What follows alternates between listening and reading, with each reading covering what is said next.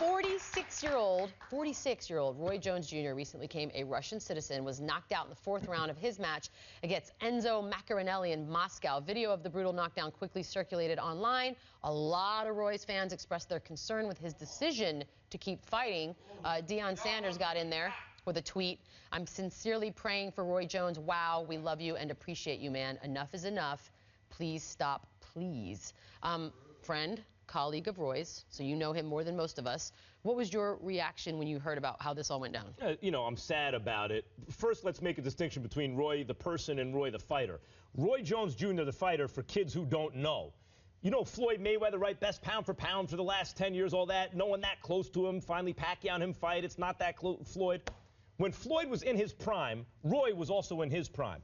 Not a person on earth ever even wondered out loud, you know, is Floyd as good as Roy? No one. Roy was that much better than everyone in his prime, including Floyd. And there was a point where it looked like we may be watching the greatest who ever did it. He's the best I've ever seen with my own eyes, by far. That was Roy Jones, the fighter. He was so good, he kept moving up in weight, moved up to heavyweight, won a belt, and opened as a 2-to-1 favorite to beat Mike Tyson. This is a guy who started as a middleweight. This guy was a phenom.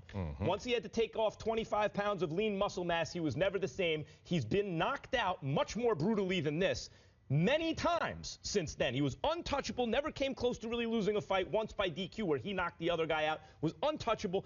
All of a sudden, everyone's knocking Roy out. So this is not really Roy Jones, the fighter. Now Roy Jones, the person, who is a friend of mine. He knows how I feel. Everyone wishes, that who knows him and cares about, hopes he'll stop fighting.